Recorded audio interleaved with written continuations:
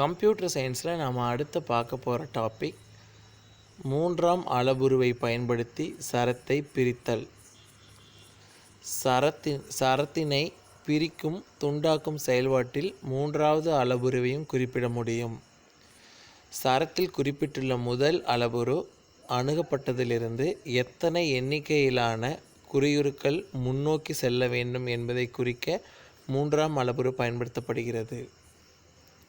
மூன்றாம் அளவுருவின் கொடாநிலை மதிப்பு 1 ஆகும். இந்த பேராகிராஃபில் என்ன மீனிங் சொல்கிறாங்க அப்படின்னா, அதாவது ஒரு சரத்தை பிரிக்கிறதுனாலும் துண்டாக்குற செயல்பாட்டினாலும் மூன்றாவது அளவுரை குறிப்பிட முடியும்.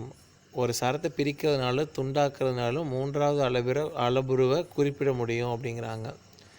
சரத்தில் குறிப்பிட்டுள்ள முதல் குறியுரு அணுகப்பட்டது. இப்போ சரத்தில் முதல் குறியுரு அணுகப்பட்டுச்சுன்னா எத்தனை எண்ணிக்கையில் குறியுருக்கை முன்னோக்கி செல்ல வேண்டும் என்பதை குறிக்க அதாவது சரத்தில் முதல் குறியுரு அசஸ் பண்ணிட்டு அணுகணும்னா அதில் இருந்து எத்தனை எண்ணிக்கையில் குறியுரை முன்னாடி செல்ல வேணும் அப்படிங்கிறத குறிக்கிறது தான் இந்த மூன்றாம் அளவுரு பயன்படுத்தப்படுது அப்படிங்கிறாங்க.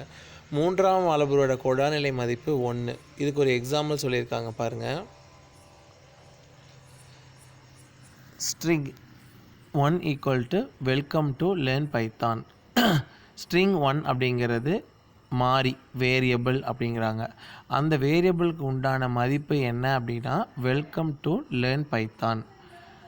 இந்த வெல்கம் டு லேர்ன் பைத்தான் அப்படிங்கிறது ஒரு சரம் ஸ்ட்ரிங் அப்படிங்கிறாங்க. இந்த ஸ்ட்ரிங் எதில் ஸ்டோர் ஆகிருக்குன்னா str1 அப்படிங்கிற மாறியில் ஸ்டோர் ஆகிருக்கு. பிரிண்ட் அப்படின்னாவே நம்ம அவுட்புட்டில் அச்சிடப்படும்னு ஏற்கனவே சொல்லியிருக்கிறேன். ஸ்ட்ரிங் 1 ஸ்ட்ரிங் 1ல் என்ன இருக்குது? Welcome to learn Python program இருக்குது, லேர்ன் பைத்தான் இருக்குது.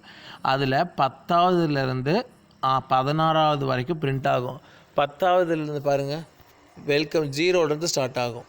0 1 வெல்கம் பாருங்கள், வெல்கம் டபிள்யூங்கிறது 0 ஈங்கிறது 1 அப்படி லைனாக பிரிண்ட் ஆகும்போது 10வதாக இருக்கிறது என்ன அப்படின்னா எல், 16வதாக இருக்கிறது அப்படின்னா என், அதாவது WELCOME அப்படியா? அப்போ 7 எழுத்து, கேப் 1 8, T1 9, 01 10. அப்போ 10ல் இருந்து பிரிண்ட் ஆகுது.